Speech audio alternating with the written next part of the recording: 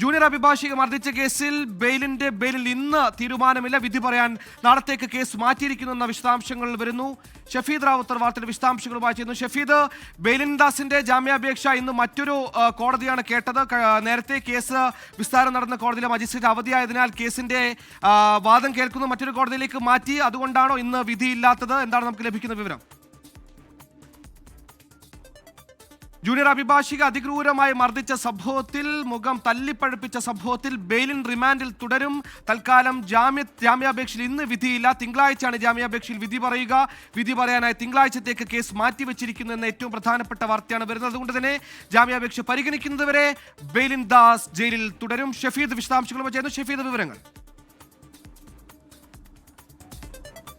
സുഹൈൽ, ഇന്ന് ഉച്ചയ്ക്ക് ശേഷം വിധി പറയും എന്നുള്ളതാണ് നമ്മൾ കരുതിയത്. എന്നാൽ ഇപ്പോൾ കോടതി, തിരുവനന്തപുരം മജിസ്ട്രേറ്റ് കോടതി 12 ബെയിലിൻദാസിന്റെ ജാമ്യാപേക്ഷയിൽ വിധി പറയുന്നത് തിങ്കളാഴ്ചയിലേക്ക് മാറ്റി. കഴിഞ്ഞ ദിവസവും നേരത്തെ കേസ് പരിഗണിച്ച കോടതി മാറ്റിവെക്കുകയായിരുന്നു. ശക്തമായ വാദപ്രതിവാദങ്ങൾ ഇന്ന് ജാമ്യാപേക്ഷയിൽ കോടതിയിൽ നടക്കുകയും ചെയ്തു. ഒരു കാരണവശാലും ബെയിലിന് ജാമ്യം അനുവദിക്കരുത് എന്നുള്ളതായിരുന്നു പ്രോസിക്യൂഷന്റെ വാദം. പ്രത്യേകിച്ച് ക്രൂരത ഉയർത്തി, അതേപോലെ തന്നെ ഇയാളൊരു അഭിഭാഷകനാണ്, നിയമങ്ങളെക്കുറിച്ച് കൃത്യമായ അറിവുള്ളയാളാണ്, ഇയാൾ സാക്ഷികളെ സ്വാധീനിക്കാൻ സാധ്യതയുണ്ട്. പ്രത്യേകിച്ച് ഈ സാക്ഷികളൊക്കെ ബെയിലിൻദാസിന്റെ ജീവനക്കാരാണ്. അതുകൊണ്ട് തന്നെ അവരെ സ്വാധീനിക്കാൻ ശ്രമം നടക്കും. അതൊക്കെ പരിഗണിച്ച് ഒരു കാരണവശാലും ബെയിലിൻദാസിന് ജാമ്യം നൽകരുത് എന്നുള്ള പ്രോസിക്യൂഷൻ വാദത്തെ പ്രതിഭാഗം ബെയിലിനും മുറിവേറ്റിട്ടുണ്ട്.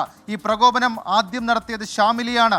മാത്രവുമല്ല, ഈ വിഷയത്തിൽ 74 BNS 74 വകുപ്പ്, അതായത് സ്ത്രീത്വത്തെ അപമാനിച്ചു എന്ന വകുപ്പ് നിലനിൽക്കില്ല. കാരണം പ്രതിക്ക് ഏതെങ്കിലും തരത്തിൽ ലൈംഗിക ഉദ്ദേശമില്ലായിരുന്നു എന്നതടക്കമുള്ള കാര്യമാണ് ബെയിലിൻദാസിന് വേണ്ടി ഹാജരായ അഭിഭാഷകൻ കോടതിയിൽ ഉന്നയിച്ചത്. ഏതായാലും ശക്തമായ വാദപ്രതിവാദങ്ങൾ നടക്കുകയും കോടതിയെ സംബന്ധിച്ച ചില കാര്യങ്ങൾ കൂടി പരിശോധിക്കാനുണ്ട്, അല്ലെങ്കിൽ വിശദമായി തന്നെ കാര്യങ്ങൾ പരിശോധിക്കണം എന്നുള്ള നിലപാടിന്റെ അടിസ്ഥാനത്തിലാണ് വിധി പറയുന്നത് തിങ്കളാഴ്ചത്തിലേക്ക് മാറ്റിയത് എന്നുള്ളതാണ് നമുക്ക് നിലവിൽ ലഭിക്കുന്ന വിവരം. ഏതായാലും ഈ വിഷയത്തിൽ ഷാമിലിയുടെ പ്രതികരണം നമ്മൾ കുറച്ച് മണിക്കൂറുകൾക്ക് മുൻപ് കേട്ടു. ഷാമിലിക്ക്, അതായത് ഈ ബെയിലിനൊപ്പം ചില അഭിഭാഷകർ ഇങ്ങനെ സംഘടിതമായി നിൽക്കുന്നതിൽ ഷാമിലിക്ക് വലിയ പ്രശ്നമുണ്ട്. വൈകാരികമായിട്ടുള്ള അവരുടെ പ്രതികരണമടക്കം നമ്മൾ കേട്ടതാണ്.